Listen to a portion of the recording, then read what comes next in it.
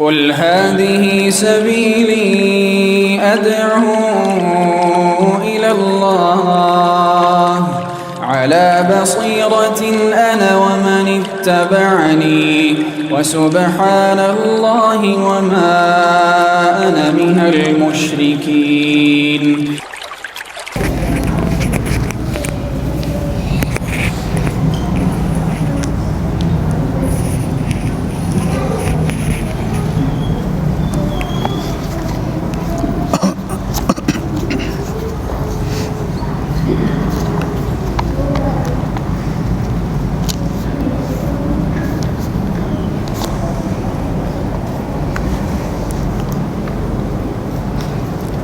Bismillahirrahmanirrahim. Assalamualaikum warahmatullahi wabarakatuh.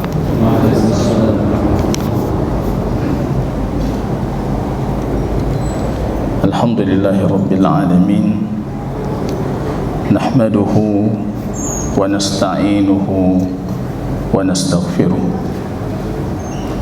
Wa na'udzu billahi min syururi anfusina wa sayyiati a'malina. من يهده الله فلا مضل له ومن يضلل فلا هادي له. أشهد أن لا إله إلا الله وحده ربي لا شريك له وأشهد أن محمدا عبده ورسوله صفيه من خلقه وخليله صلى الله عليه وسلم. عباد الله، أوصيكم وإياي بتقوى الله فقد فاز المتقون، حيث يقول ربنا جل شأنه في محكم تنزيله: يا أيها الذين آمنوا اتقوا الله حق تقاته ولا تموتن إلا وأنتم مسلمون. Kaum muslimin dan muslimat sidang jemaah salat maghrib yang diberkahi oleh Allah Subhanahu wa ta'ala, pujian dan syukur tiada hentinya kita panjatkan kehadiran Allah atas taufik, petunjuk, kesempatan, kesehatan yang Allah berikan, sehingga di malam yang penuh keberkahan ini, jemaah kaum muslimin, kita bisa mengkaji kembali ayat Allah dan hadis-hadis baginda Rasul sallallahu alaihi wasallam. Salawat dan salam kita doakan kepada Allah agar tercurahkan kepada baginda Rasul Muhammad sallallahu alaihi wasallam. Kaum muslimin yang berbahagia, qala Imam Ahmad rahimahullah, Imam Ahmad Ibn Hanbal rahimahullah, beliau berkata, la syai'a a'zamu minal ilmi. Tidak ada yang lebih besar, lebih mulia, lebih agung, tidak ada yang lebih utama daripada ilmu, kata beliau, daripada menuntut ilmu. Tapi dengan syarat in hasunat an-niyah, kalau sekiranya dia memiliki niat yang bagus. Tidak ada yang lebih agung, melebihi dari keagungan menuntut ilmu, tapi dengan syarat kita memiliki niat yang benar. Dalam Sifatus Safwa, Imam Uwais Al-Qarni beliau mengatakan, tidak ada yang lebih berat, melebihi daripada memperbaiki niat. Maka perbaikilah niat, kata beliau, dan perbaikilah hati, karena yang paling susah untuk kita perbaiki itu hati dan niat. Jadi jamaah kaum muslimin, Kalau kehadiran kita malam ini di talabil ilmi, berniat ikhlas menuntut ilmu, maka kita sudah dipastikan kita masih berada fi sabilillahi hatta yarji'a, sehingga dia kembali nanti ke rumahnya. Kita masih dengan kitab Umdatul Ahkam, pilar dari hukum-hukum syar'i, min kalami khairil anam, dari sabda orang terbaik di muka bumi, yaitu sabda baginda Rasul sallallahu alaihi wasallam. Pada pertemuan yang lalu jemaah kaum muslimin, kita sudah sedikit bercerita tentang biografi penulis. Beliau bernama Abdul Ghani ibnu Abdul Wahidi Al-Maqdisi, dijuluki di zamannya itu dengan Imam Taqiyuddin Al-Maqdisi. Memang itu satu tren jamaah kaum muslimin, satu fenomena. Di zaman itu para ulama dinamakan dengan nama-nama yang menisbatkan kepada agama. Syekhul Islam Ibn Taimiyah juga dinamakan Taqiyuddin, Imam An-Nawawi Muhyiddin yang menghidupkan agama, Imam Al-Ghazali Hujjatul Islam, hujjah dalam Islam. Itu tren yang para ulama sendiri, termasuk Imam Abdul Ghani Al-Maqdisi, beliau mengingkari nama itu. Famadha af'al faqad du'itu, kata beliau. Apa yang harus saya buat? Sekarang kemana-mana saya pergi, orang memanggil saya Taqiyuddin. Ibn Taimiyah dalam Majmu' Fatawa juga demikian. Samuni, mereka menamakan aku Taqiyuddin, dan aku berlepas diri dari nama itu. Imam An-Nawawi juga seperti itu, karena itu nama-nama yang terkandung di dalamnya unsur tazkiyatun nufus, menyucikan jiwa secara berlebihan, seolah-olah orang paling taqi, paling bertakwa dalam agama itu mereka tidak mau itu. Orang yang menghidupkan agama Muhyiddin An-Nawawi, beliau juga tidak mau itu. Tapi apa boleh buat, itu nama yang sudah tersebar, orang memanggil dengan nama itu, yang anda sendiri tidak bisa mengingkari terhadap panggilan itu. Sedangkan nama beliau itu Abdul Ghani ibnu Abdul Wahidi Al-Maqdisi, rekan sejawat seperjuangannya Imam Muwaffaq ibnu Qudamah Al-Maqdisi. Yang menarik di biografi kemarin jemaah kaum muslimin itu ketika Ibnu Qudamah mengatakan, kunna tasabaqna fil khairi ma raghibtu khairan illa sabaqani ilaihi Abdul Ghani. Kami dulu ketika menuntut ilmu, saya dengan Imam Abdul Ghani itu selalu berlomba-lomba dalam kebaikan. Selalu ketika saya inginkan satu kebaikan, saya mendahului beliau.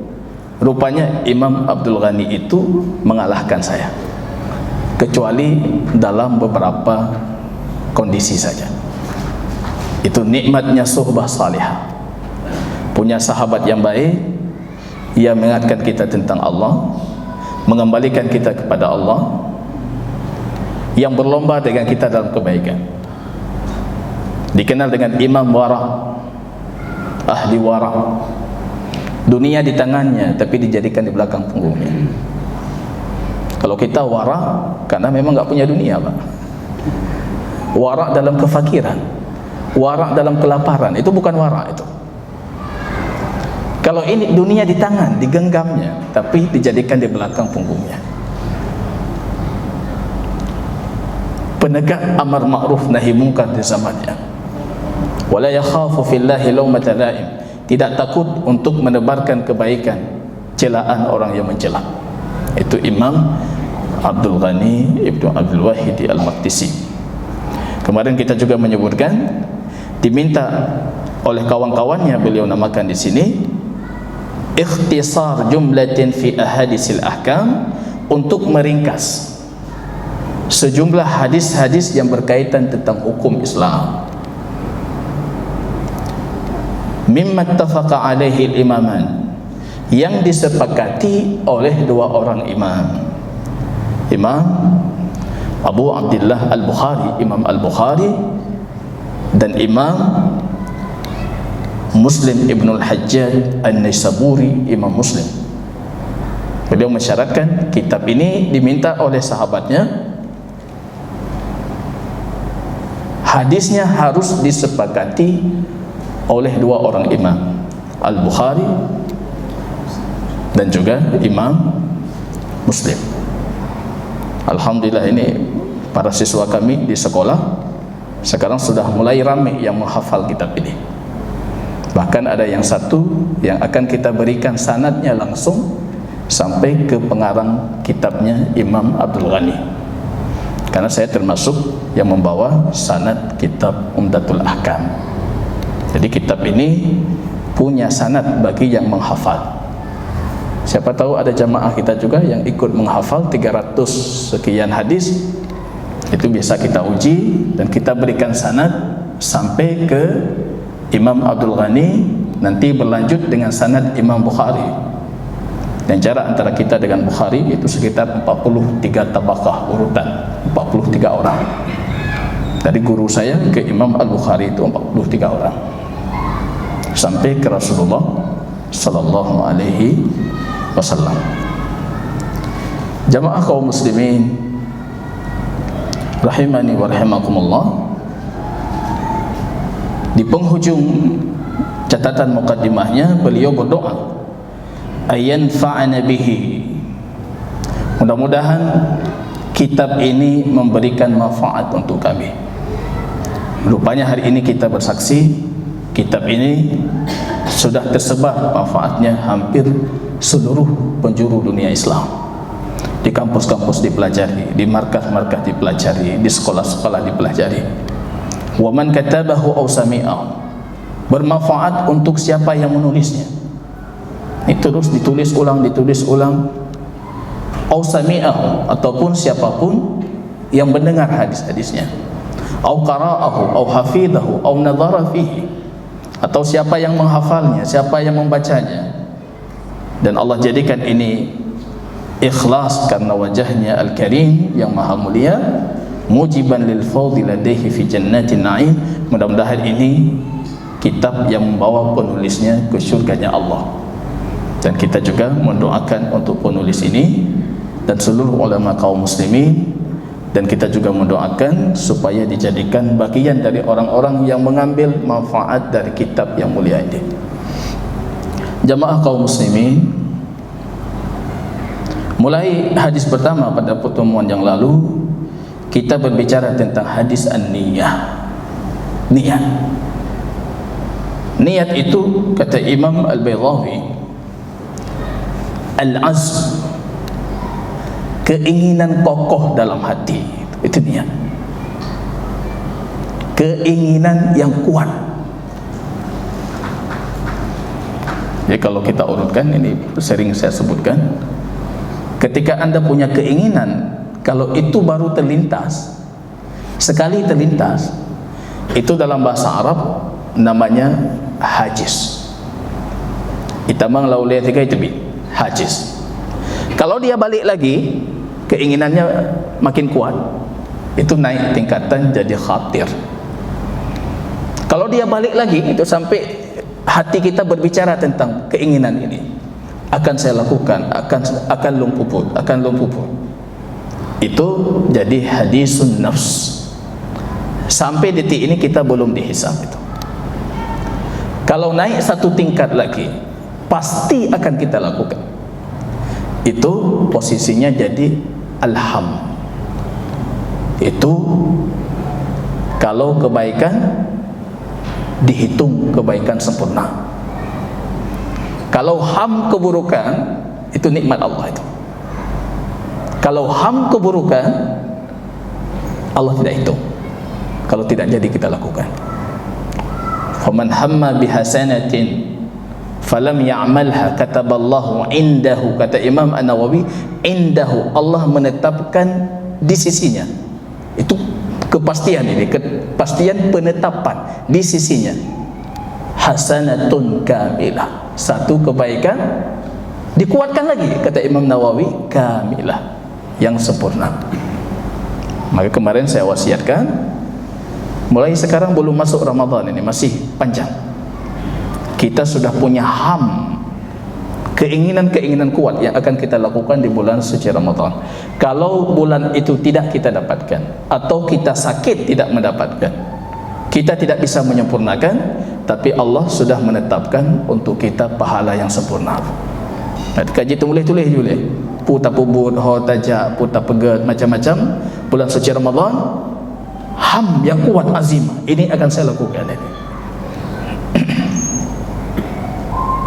Tapi sebaliknya, ketika berbicara tentang keburukan, Allah mengatakan apa dalam hadis tadi? Wa man hamma bisayyi'atin falam ya'malha. Kalau dia tidak menulisnya, tidak mengamalkannya, tidak melakukannya, Allah balik. Kataballahu indahu hasanatan kamilah. Allah tulis itu satu kebaikan. Kalau sekiranya dia meninggalkan karena Allah itu. Kata Imam Nawawi, itu dua kali rahmat pembuktian dalam hadis itu. Tadi kalau naik level itu jadi azimah, al-azam, itulah niat. Maka niat itu harus kita ketahui betul-betul pengertian dari niat itu. Kadang-kala kita berpikir niat pergi salat isya itu dari rumah tadi.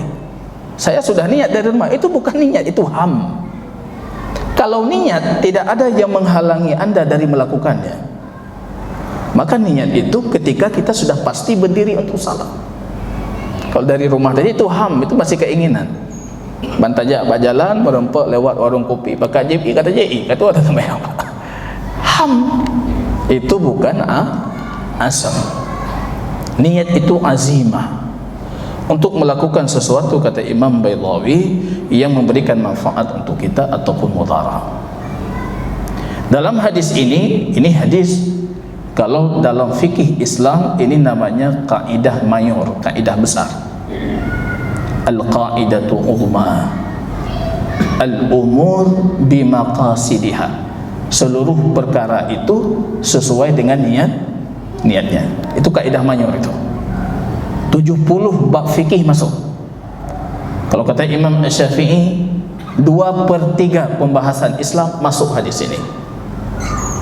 Maka sepatutnya walaupun judulnya kitab taharah, bab bersuci, tapi sucikan hati dulu sebelum berbicara suci fisik tadi. Ini jamaah kaum muslimin rahimani wa rahimakumullah. Kita lanjutkan di mana kita berhenti kemarin hari. Wa innama likulli imri'in ma nawa. Untuk setiap orang itu apa yang dia niatkan. Kemarin kita katakan kita bisa salat sama, gerakan sama, rukuk sama, sujud sama, semuanya sama. Tapi yang ditetapkan pahala sempurna oleh Allah itu cuma segelintir kecil. Yang setengah pahala segelintir kecil, yang 1/10 mungkin banyak. Yang tidak ada pahala sama sekali, itu kata Rasul, wa kam min musallin la yajidu min salatihi illa ta'am. Betapa banyak orang salat tapi dia tidak mendapati sesuatu dari salatnya kecuali kelelahan saja. Jangan berfikir yang penting sudah salat. Ya, pikirnya kalian untuk sembahyang, yang penting kalian sembahyang. Belau le itu fuyu le kalian untuk sembahyang Pak. Orang yang Rasul ketika masuk masjid, hadis Bukhari Muslim, dan akan kita dapati hadis ini nantinya ketika pembahasan kitab salat. Dilihat oleh Rasul dia salat. Dia salat, sudah salat dia. Pergi ke Rasul salam, assalamualaikum. Dalam riwayat Rasul menjawab, waalaikumsalam. Apa kata Rasul? A'id fasalli fa innaka lam tusalli. Balik salat lagi, kamu belum salat itu. Dia sudah salat tadi. Kalau salat seperti salat kita tadi, dia sudah salat. Tapi Rasul mengatakan apa? Balik, kamu belum salat. Balik lagi, dia salat lagi. Salam lagi ke Rasulullah. Di sini disebutkan Sunnahnya mengulangi berulang kali salam walaupun masih dalam satu majlis tapi terpisah dengan satu kegiatan. Nah, itu disunnahkan juga itu. Assalamualaikum ya Rasulullah. Waalaikumsalam. A'id fasalli, balik lagi, kamu salat lagi. Kamu belum salat. Padahal sahabat semua melihat dia sudah salat. Tapi Rasul mengatakan kamu belum salat. Kamu belum salat. Sampai 4 kali itu. Kita bertanya, kenapa Rasul tidak langsung mengajarkan? Rasul baru mengajarkan ketika orang ini mengatakan apa? Ya Rasulullah, la uhsin ghaira hadza. Aku tidak bisa salat lebih baik lagi. Nyo taga yang jid nan taga. Alimni, ajarkan aku. Ketika dia sudah tahu nilai ilmu, minta diajarkan, baru Rasul mengajarkan. Kalau kamu pergi salat asbigil, sempurnakan wudukmu, kamu salat seperti ini sampai selesai. Hudzaifah ibn al-Yaman melihat seorang sudah tua, melihat dia salat. Hudzaifah bertanya, "Kam sallaita?" Betapa lama kamu sudah salat? 40 sana. Saya sudah salat 40 tahun. 40 tahun dalam sembahyang. Apa kata Hudzaifah? Fa innaka lam tusalli 40 sana. Drone golong na semayang 40 tahun. Anda 40 tahun belum salat. Rupanya apa? Orang ini tidak menyempurnakan salatnya. Mendeteksi nilai pahala itu cuma 2 itu indikatornya. Niat dengan mutaba'atul Rasul. Sama tidak salat kita dengan salat baginda Rasul? Nanti ada kitab salat terperinci tentang cara salat baginda Rasul. Sama tidak cara kita salat dengan salat baginda Rasul sallallahu alaihi wasallam? Maka dalam hadis ini disebutkan wa innama likulli imri'in ma nawa. Orang akan mendapatkan apa yang dia niatkan. Maka ini niat masalah sepele tapi sering kita abaikan. Anda berangkat ke sini belum tentu niat menuntut ilmu itu. Nah, ya tinggallah kosong nasi alih maghribnya oleh tabut siat tajak je dah je kopi. Tujuan utama je kopi. Cuma babe hotel le maghrib. Nah, tujuan tu mau pakai dengan duduk di siat. Nah, tujuan macam-macam tujuan. Ini masalah sepele. Tapi kadang-kala duduk Anda di sini, duduk itu pahala yang sangat besar. Yang kata Imam Ahmad tadi, enggak ada yang lebih besar dibandingkan menuntut ilmu. In hasunat an-niyah, kalau niatnya lurus. Ini penting. Ini penting. Faman kana hijratuhu ila Allah wa rasulih fa hijratuhu ila Allah wa rasulih. Ini tradisi baginda Rasul. Kalau kasih contoh, baginda Rasul sallallahu alaihi wasallam kalau memberikan satu pelajaran, beliau kasih contoh. Jadi hanya teori tapi tak mau orangnya teori, tengah teori, lusa teori, praktek tak.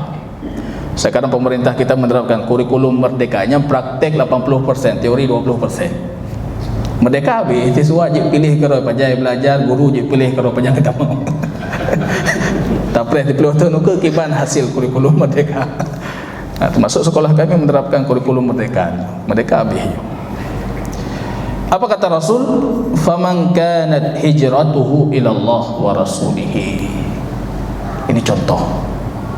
Siapa yang hijrahnya karena Allah dan Rasul, maka hijrahnya ila Allah wa rasulih, karena Allah dan Rasul. Ini kalau secara bahasa rancu ini.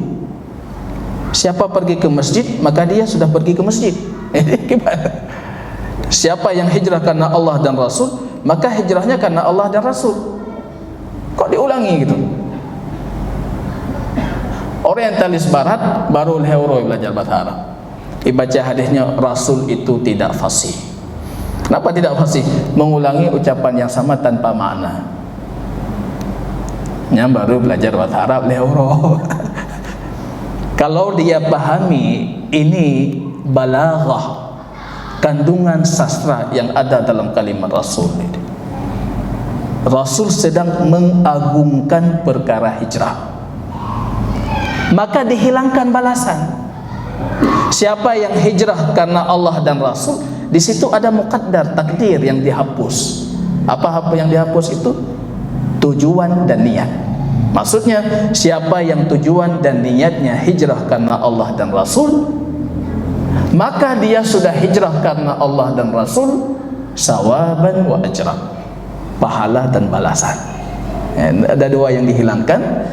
Supaya apa? Supaya kita tidak fokus ke kalimat itu, tapi fokusnya ke hijrahnya. Itu namanya struktur kalimat yang luar biasa, pola balaghah dalam bentuk syarat yang luar biasa yang digunakan oleh baginda Rasul. Yang hana mufhumnya, yang baru belajar bahasa Arab. Kalau dia paham ini ada kandungan sastra luar biasa. Perkara hijrah itu besar.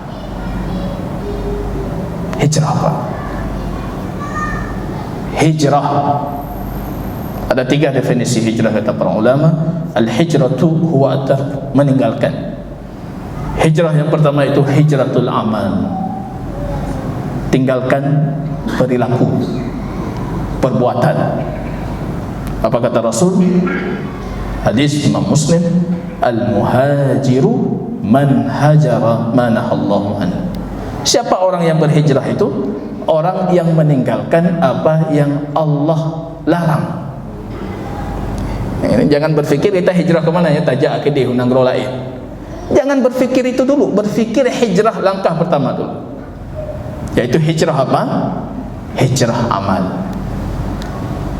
Coba kita koreksi apa yang ada dalam hidup kita, muhasabah yang Allah haramkan, tinggalkan. Sembahyang 5 waktu peng riba mantan dapat jauh, tinggalkan. Hijrah apa? Salat kita rutin berjamaah, tapi nafkah keluarga kita bukan nafkah yang halal, tinggalkan. Tinggalkan. Itu hijratul amal. Dan itu yang disematkan kata muhajir oleh Rasul. Siapa muhajir itu? Orang yang hijrah. Itu orang yang meninggalkan apa yang Allah larang. Ini nanti coba muhasabah diri kita, mantang kata puput. Kalau itu Allah haramkan, tinggalkan. Itulah hijrah itu, Pak. Dan itu pahalanya besar, dan itu tantangannya berat.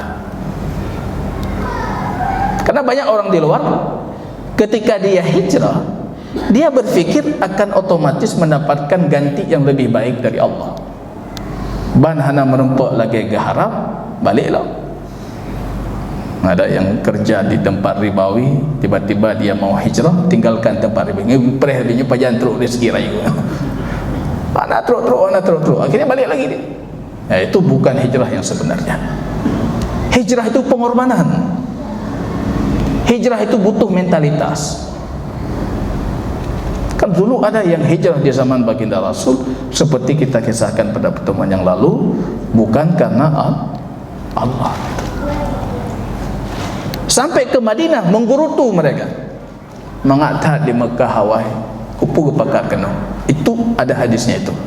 Ada beberapa orang yang tiba di Madinah, mereka menggerutu dan menyalahkan hijrah, baru menyalahkan hijrah. Itu fenomena ini berulang kali. Sekarang banyak orang sudah hijrah, tiba-tiba kembali lagi menyalahkan hijrahnya gara-gara Ustaz Fulan berusaha jadi nak boleh lu. Ini yang bahayanya. Kita belum siap secara mental, secara pengorbanan untuk hijratul amal. Hijrah yang kedua, hijratul amil, meninggalkan para pelakunya.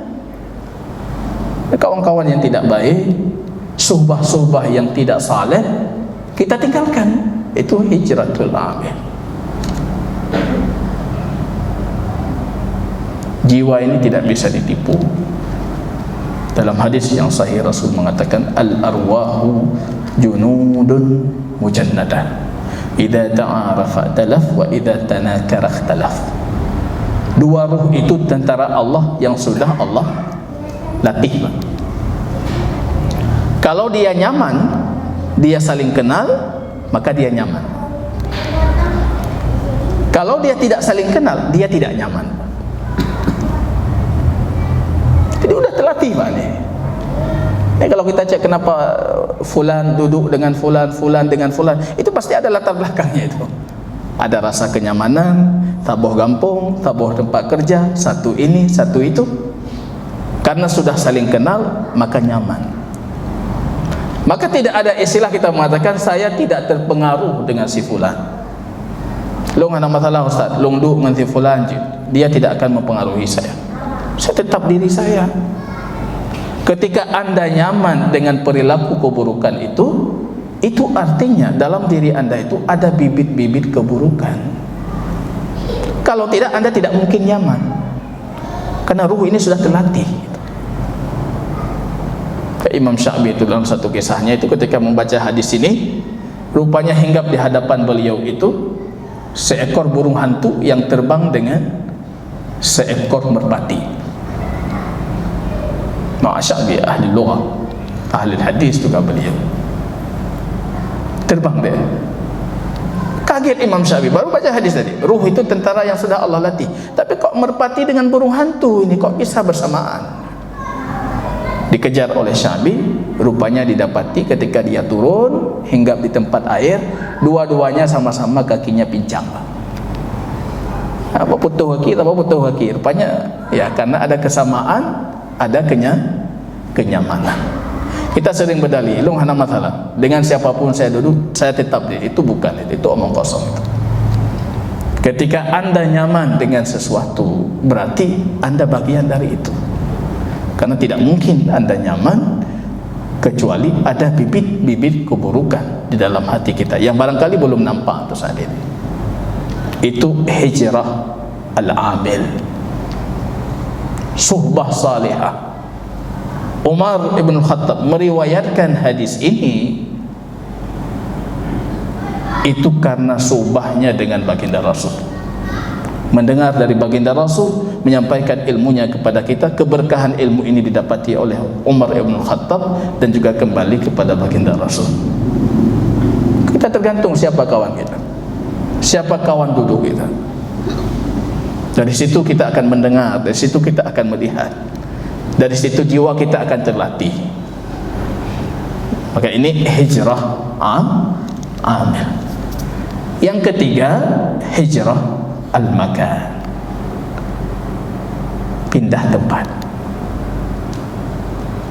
Baginda Rasul 2 kali itu mengirim para sahabatnya, pertama ke Habasyah, hijrah pertama, hijrah kedua ke Habasyah, negeri kafir ke negeri kafir. Cuma masalahnya apa? Di negeri kafir yang kedua itu pemimpinnya adil. Di sana ada Raja Najasyi, orang adil berangkat. Di sana kalian bisa menegakkan agama kalian. Utsman berangkat, Abu Salamah berangkat, sahabat-sahabat terbaik berangkat. Ruqayyah putri baginda Rasul berangkat. Yang ketiga, hijrah ke Madinah, negeri kafir ke negeri Islam. Para ulama tentang pembahasan negeri Islam itu memberikan 3 kategori untuk negeri Islam. Yang penting syariat Islam yang zahirah itu bisa ditegakkan. Kekuasaan di tangan orang Islam. Syariat yang nampak bisa kita tegakkan. Azan bisa dikumandangkan, salat bisa berjamaah. Kekuasaan di tangan kaum muslimin. Ada yang mensyaratkan mayoritas kaum muslimin ataupun tidak. Itu kategori sudah cukup untuk menjabarkan ini negeri Islam ataupun bukan negeri Islam. Walaupun kadangkala dalam kondisi tertentu tidak sempurna kriteria tadi. Kekuasaan kaum muslimin lemah-lemah bacun, ada masalah. Hukum Islam lemah-lemah bacun, tidak ada masalah. Syariat yang zahirah bisa ditegakkan tapi agak sulit-sulit dikit, tidak ada masalah. Tetap masih di dalam kategori. Ya, nak mendakwah tapi tanya Indonesia nanggro Islam bukan nanggro Islam, apakah harus hijrah ke Iraq atau Suriah? Tidak perlu. Di sini kita bisa menegakkan. Saya dulu ada kawan yang kita jamu dari Kyrgyzstan. 2 bulan di sini. Hari pertama masuk saya bawa keliling Aceh. Menangis beliau. Kenapa menangis? Masya Allah. Pemimpin kalian itu Khulafaur Rasyidin, kata dia. Kata dia. Karena dia membandingkan dengan negeri Kyrgyzstan dia. Pemimpin kalian itu Khulafaur Rasyidin ya Syekh Muhajir. Ya Muhajir, pemimpin orang-orang Khulafaur ya. Lah, desa Khulafaur Rasyidin. Rupanya ketika dia ceritakan, dia menuntut ilmu 10 tahun di Al-Azhar. Dia merasa ilmunya sudah cukup, tapi dia tidak bisa kembali ke negerinya untuk mengajarkan seperti yang kita lakukan ini. Pergi ke sekolah saya, ini kita bangun sekolah, kita berdakwah, kita buat ini, kita buat itu. Masya Allah. Ada kawan saya dulu dari Tajikistan menuntut ilmu dengan kami sama-sama tuh. Di beliau lebih sungguh lagi, lebih semangat menuntut ilmu. Akhirnya pelabuhan terakhirnya kemana? Ke Dubai cari kerja. Bukan keinginan sendiri, karena mereka tidak bisa kembali ke negeri mereka. Dakwah tidak boleh, buka lembaga Islam tidak boleh, ini tidak boleh, itu tidak boleh. Menjenggotnya baik kalan 3 tahun penjara. Fa masya Allah. Wasiat mereka selalu satu, jaga itu nikmat Allah itu. Jaga nikmat Allah. Terpegahnya, bubuk je, dakwah. Lakukan dakwah, lakukan ini. Jangan pecah belah. Dakwah, lakukan. Karena kita masih dalam nikmat ini. Kita nggak tahu suatu saat nikmat ini dicabut, kita harus hijrah ke negeri lain, Pak. Ini jamaah kaum muslimin rahimani wa rahimakumullah. Kemudian baginda Rasul menimpali dengan contoh sebaliknya. Wa man kana hijratuhu lidunya yusibuha. Siapa yang hijrahnya itu karena duniawi yang dia inginkan. Ini banyak yang hijrah karena duniawi.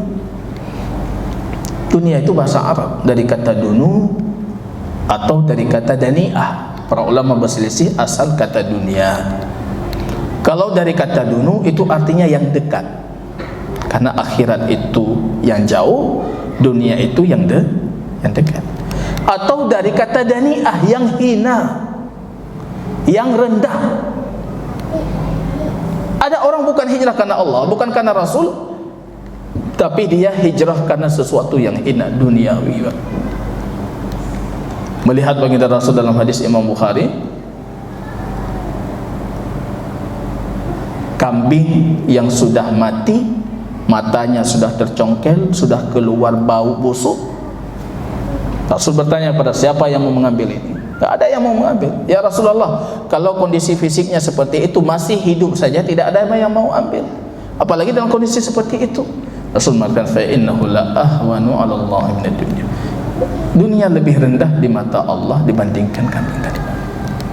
Law kanat ad-dunya ta'dilu indallahi janaha ba'udah. Kalau dunia ini seharga, kata Rasul, setimpal dengan sayapnya lalat, lamma aska al-kafir, maka orang kafir itu tidak akan pernah diberikan walau jur'atu ma, walaupun seteguk air. Karena dunia ini tidak berharga, orang kafir gebi cocok. Karena ini tidak berharga, apa? Paling hebat dari dunia apa? Pada seorang para ulama yang mengatakan, apa yang paling hebat dari dunia kalian? Makanan paling enak, yang paling berkhasiat, yang paling berharga, al-asal. Apa itu asal? Madu. Yang hakikatnya itu muntah lebah, kai'u zanabir. Makanan paling muntah lebah. Baju paling mahal, paling mewah apa? Kain sutra itu. Itu muntah apa itu? Muntah ulat. Dan mohon maaf, beliau mengatakan yang ketiga, yang paling enak dari dunia kalian itu menggauli istri. Itu pun tempat kotor berjumpa dengan tempat kotor. Itulah dunia. Tapi ada orang yang menjadikan itu hamnya, tujuan hidupnya. Celaka abdul dinar, kata Rasul, hamba dinar. Pu mantang bubuk laulek lung padim. Pakajak gotong royong lung padi. Pakajak gotong royong. Tapakak magun buka puasa bersama. Lung jatah lung gimana? Itu abdul dinar, hamba dinar. Apapun yang dia lakukan orientasinya itu satu, penggal. Padim ke lung, mana jatah lung? Itu celaka orang itu. Wallah taala alam bisawab. Kita cukupkan di sini. Barakallahu fikum. Pada pertemuan selanjutnya kita kembali menyempurnakan apa yang sudah kita baca dari hadis pertama tentang niat. Subhanakallahumma bihamdika asyhadu an la ilaha illa anta astaghfiruka wa atubu ilaik. Assalamualaikum warahmatullahi wabarakatuh.